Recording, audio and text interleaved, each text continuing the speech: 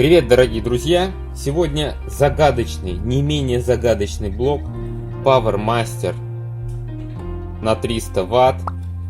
У него необычная история. Кто смотрит и следит за моим каналом, уже, я думаю, видел быстрый ролик, да, я показывал, задавал как бы задачку. Смотрите, ситуация такая. Блок работает, но интересным образом.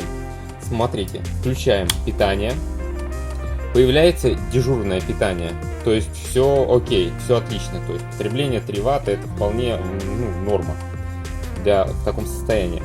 Так, и запускаем блок питания, это у нас кнопка PSO, да, кстати, платочка, как работает плата, смотрите в описании, там есть.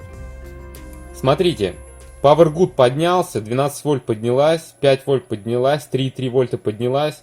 А вот дежурка опустилась, выключилась. Проверяем еще раз. Выключаю блок питания. Все в норме, дежурка поднялась. Включаю блок питания, все напряжения поднялись, дежурка опустилась. Что за чудеса? Кто знает? Сейчас мы будем с этим вопросом разбираться. Кто виноват в этой ситуации? Итак, первое правило ремонтника какое? Правильно, не верь глазам, верь приборам. Не слушай клиента никогда. Так, смотрите, на дежурке 4,2 вольта. В принципе, не все так плохо, как казалось бы. Но в чем-то же есть проблема. Давайте замеряем напряжение, запускаем блок. Опачки! Падает до 2 вольт. Чудеса, да и только. Выключаем, и напряжение поднимается. Ну, в принципе, все логично. Окей. Давайте посмотрим, какое здесь напряжение. На осциллографе будем смотреть. Достаем, значит, осциллограф. Так. На землю кидаем. И сюда. Итак, смотрим. Как мультиметр показывает, 4,2 вольта. Только это максимальные 4,2 вольта. А минимальные 3,8. Хорошо. Давайте же включим питание. Опачки. Вот они, 2,64 максимальные и минимальная 1,84 вольта. Странно. То есть у нас проблема быстрее всего в вздутых конденсаторах. Ну давайте посмотрим. И причем это с дежуркой проблема в первую очередь. У нас же дежурка пляшет. Хотя с другой стороны, как бы дежурка не плясала, у нас работает блок питания, а значит дежурка не в таком плачевном состоянии. Давайте разбирать, проверять. И на самом деле-то ремонт-то здесь элементарный и простой, но информация, которую можно черпнуть отсюда, колоссальная. Тот, кто просто меняет кондерчики бездумно, да, не задумываясь, а почему так происходит, а на каком основании вообще все работает, далеко не уедет человек тот. Это я вам гарантию даю.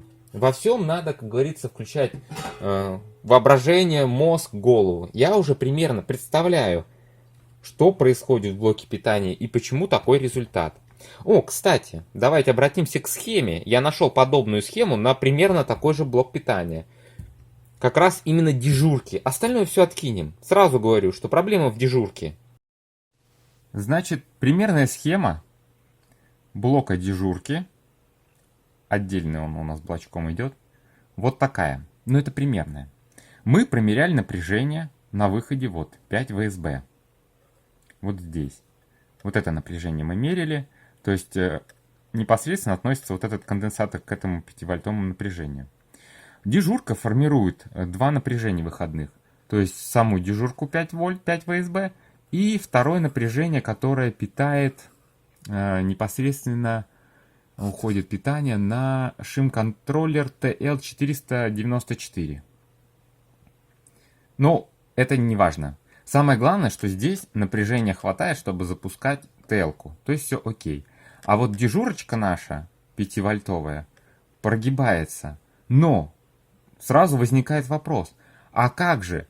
Ведь обратная связь смотрится по выходным 5 ВСБ и уходит на управляемый стабилитрон TL431. Казалось бы, если здесь не поднимается 5 вольт, мы же замеряли, там порядка 4,2 вольта в максимум, в пике, да? То каким образом TL-ка отключает? Ведь 4,2 вольт это мало. TL-ка начинает работать от 5 вольт. Когда здесь образуется 5 вольт, тогда активируется сигнал на TL-ке, и TL-ка начинает пропускать через себя ток, запуская тем самым оптопару, которая воздействует на вот этот транзистор управляющий. А транзистор управляющий непосредственно воздействует на силовой транзистор, и прекращается течь вот здесь ток в обмотке высоковольтный. Резонный вопрос. Как здесь формируется 5 вольт? Вот в этой области. Потому что если бы 5 вольт не формировалось бы, наша ТЛ-ка бы тупо бы ждала, пока здесь не протечет такой ток, чтобы сформировать здесь, в 5 ВСБ, напряжение в 5 вольт. То есть, если у нас реально 4,2, а ТЛ-ка срабатывает, на что она тогда обращает внимание? На какое такое напряжение? Но секрет здесь хитрый. Давайте же дальше разбираться непосредственно на плате. То есть схемка вот перед вами. Тот, кто шарит, я думаю, уже догадался. Ну, может быть, и не всегда догадаться можно. И здесь нам нужен, конечно же, кто? Правильно, осциллограф. Без осциллографа ремонтер просто слепой человек. Погнали разбираться с осциллографом. Мы произведем замеры. Мы вот здесь произвели замеры осциллографом. Мы получили сигналы в холостом режиме. Получается 4,2 вольта в максимуме. Мы здесь промерили. Давайте же промерим напряжение непосредственно на выпрямительном диоде. Какое здесь напряжение? Погнали разбираться.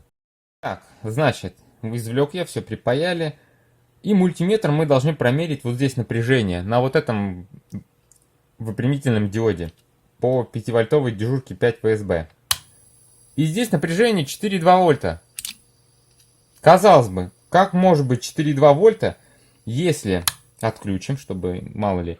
Если вот этот ТЛ-ка смотрит, должно быть напряжение 5 вольт, чтобы срабатывала обратная связь через вот этот аптрон. То есть, понимаете, о чем я говорю? То есть, у нас здесь напряжение 4,2 вольта. И ТЛ-ка смотрит, а она только при 5,1, там 5,2 вольта срабатывать начинает, чтобы открыть аптрон. А здесь всего лишь 4,2 вольта. Казалось бы, как работает ТЛ-ка? Нарушена ТЛ-ка? Проблема с ней? Нет, проблема не с ТЛ-кой.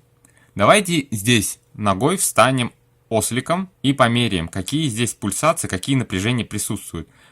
В режим DC переведем осциллограф и посмотрим, что здесь творится. Поехали! Так, показываю. Минус я беру вот отсюда. Надеюсь, будет контакт.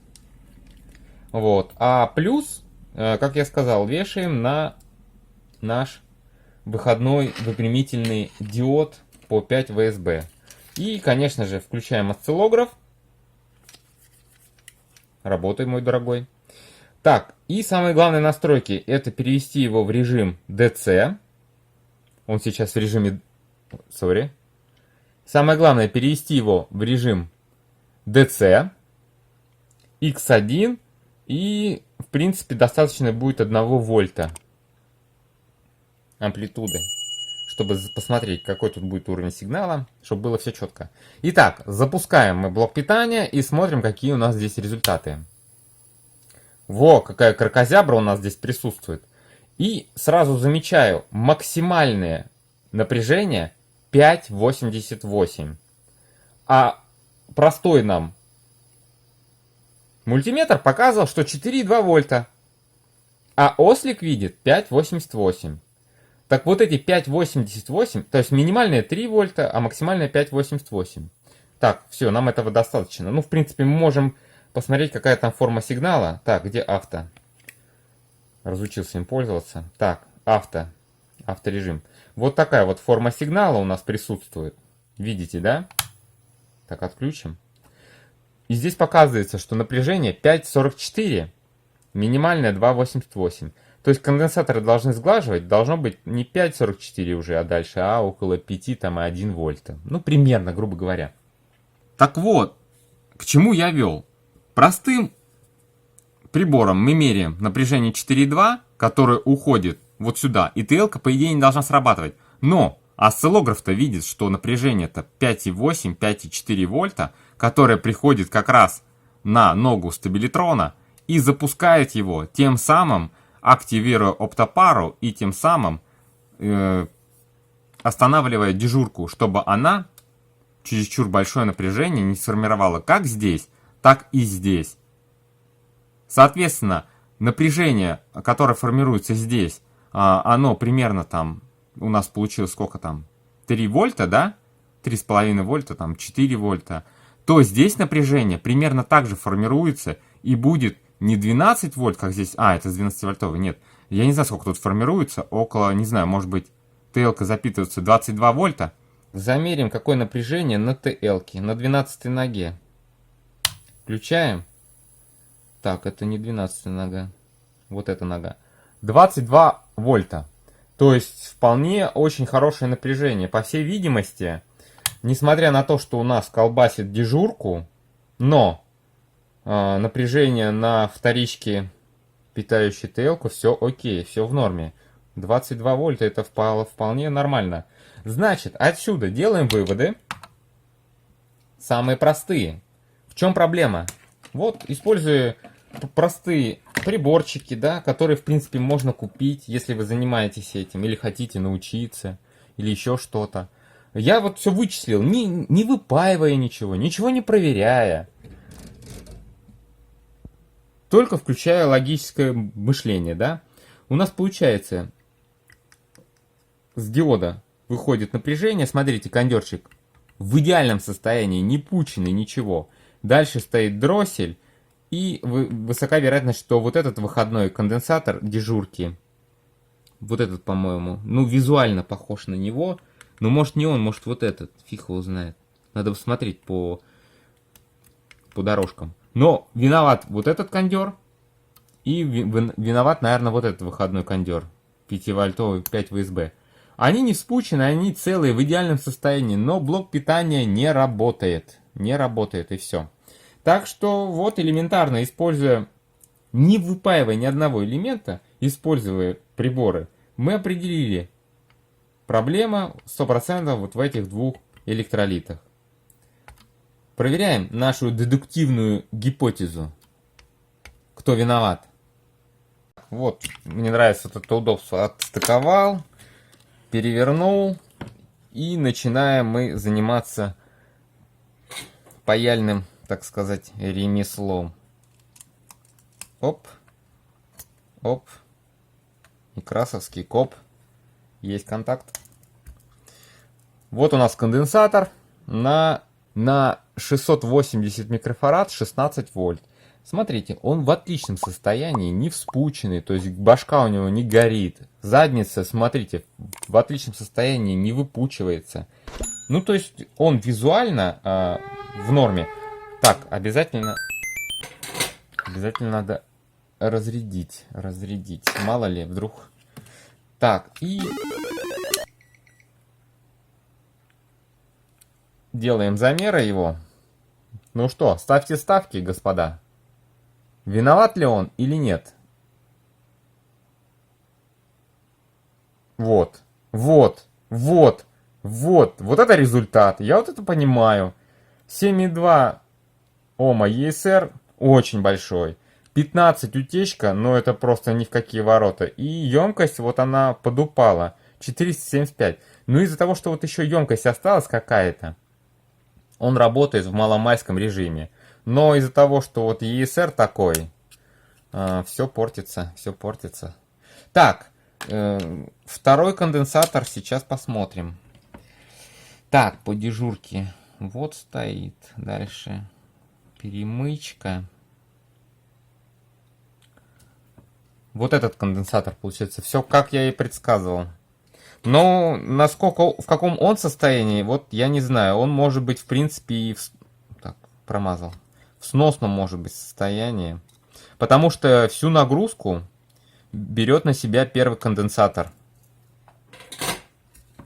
Именно вот этот конденсатор, который стоит после диода.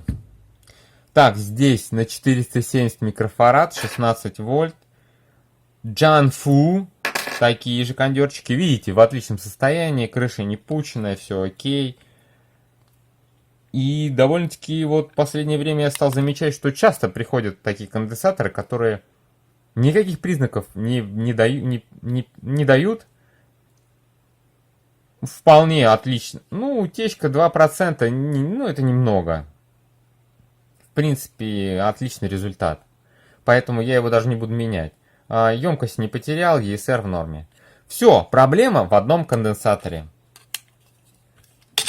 Используя приборчики, и это можно было, как бы не разбирая блока питания, прям так подцепиться вот сюда щупом и замерить пульсации, да, какое там напряжение. То есть это я специально для показа, все это длинно, долго, показывая схему, как тут все работает. Ну, тут в принципе все не так уж и сложно. Новый кондерчик, вот параметры его.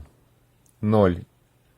ESR, утечка 1,8 и 1000 микрофарад. Я беру на 1000 микрофарад 16 вольт.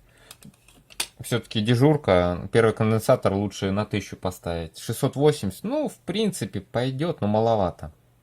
Но 1000 самый огонь. Запаиваем все согласно полярности. То есть черненькое в черненькое. То есть минус в минус, плюс в плюс. Взрывы нам не нужны. Так, и этот конденсатор сразу. Я его возвращаю, я менять его не буду. Я не вижу смысла его менять. Он вполне отлично свои функции будет выполнять. Да, этот блок идет на переделку. Но не как ремонтер переделывает там, да, в регулируемое автозарядное устройство. А оно у меня уже не идет немножко по-другому. Просто выпаиваю косу. И сигнал PSON. Все выпаиваю, только вот этот зеленый PSON кидаю на землю, чтобы вот блок в таком состоянии всегда автостартовал. Да, такие блоки у меня, да, хорошо расходятся. Поехали проверять. Видите, горит дежурка. Запускаем блок питания. Видите, дежурка не потухла. То есть все работает. Выключаю, включаю, выключаю, включаю. То есть все, огонь работает. Я подсоединил осциллограф и смотрите, какие у нас здесь результаты. Так. И у нас результаты, смотрите. То есть максимальное напряжение 5,20, а минимальное 4,80. То есть все окей. То есть все в норме. Дежурка у нас восстановлена и все окей. Все замечательно. Так, сейчас я запущу блок питания. Нажимаю на кнопку. И видите, 5,20 стало, да, и 4,80. 5,28. Ну, короче, не сильно изменилось напряжение. Ну, чуть-чуть оно будет, конечно, изменяться, капельку, но это ерунда. То есть, по большому счету, все окей, все огонь. Все мы сделали правильно. С дежуркой можно закончить. А теперь проверим блок питания под нагрузкой. Так, дежурка нагружена 1 ампером, 5,2 вольта. Включаем блок питания. Видим 5,2 вольта. 12-вольтовая линия у нас 12,42. 5-вольтовая линия 5 вольт. 3,3 вольта 3,4. Минус 12-вольтовая линия 12,4 вольта. И Power Good больше 3,5 вольта. Так, по напряжениям у нас все окей. Проверим пульсации. В дежурном режиме пульсации порядка 35 милливольт. Все отлично. Включаем блок питания. И пульсации подросли аж до 150-140 милливольт. Это много. Это много очень. 150 вольт, милливольт. Ну, не 150, ну 130 милливольт есть. Много, много, шумная. Ой, 170 даже проскакивают иголки. Шумная дежурочка, шумная, конечно.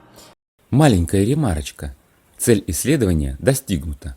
И могу сделать выводы, что дежурка пропадала из-за того, что при старте блока питания на дежурной линии питания сильно возрастали пульсации из-за шумности блока питания.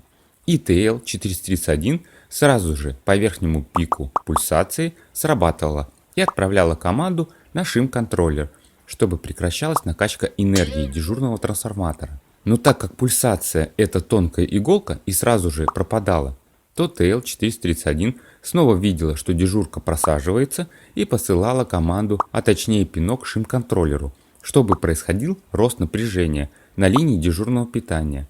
И вот в таком режиме из-за пульсации и подсаженного конденсатора сильно колбасило как надсмотрщика TL431, так и шим-контроллер. Ну а в свою очередь шим-контроллер пинал MOSFET на 2 ампера. А как мы знаем, если часто включать и выключать MOSFET с большой частотой, он начинает разогреваться. Ну такая природа у MOSFETов. Отсюда и пятно в области горячей части дежурки. Но остается один неразрешенный вопрос, который мне не дает покоя, и на который я не нашел ответа нигде.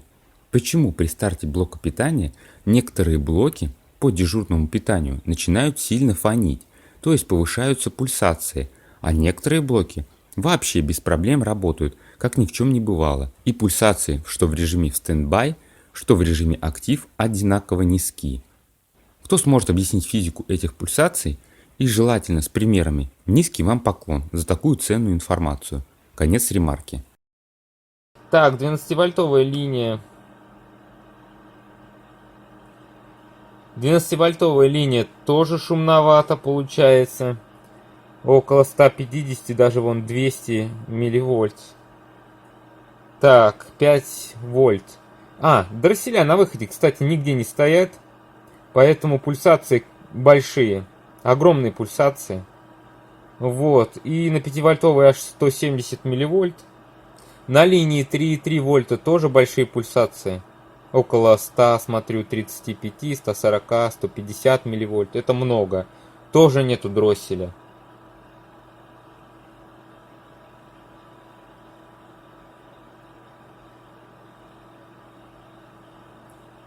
Ну и в заключение, дежурка минус 12 вольт, реально тут, конечно, очень много. 240 милливольт. Это очень много. Видно, да, пляшут. И по минус 12 вольтовой линии, по всей видимости, конденсатор надо заменить. Смотрю, пульсации такие, большие очень. Ну что сказать, блок очень шумный, очень шумный.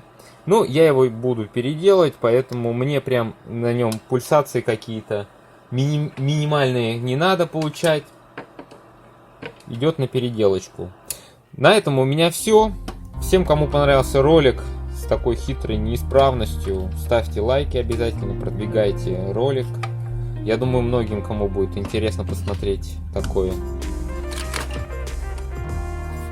Нагрелся немножко. Такой ролик посмотреть. На этом у меня все. Всем желаю легких ремонтов, успешных ремонтов.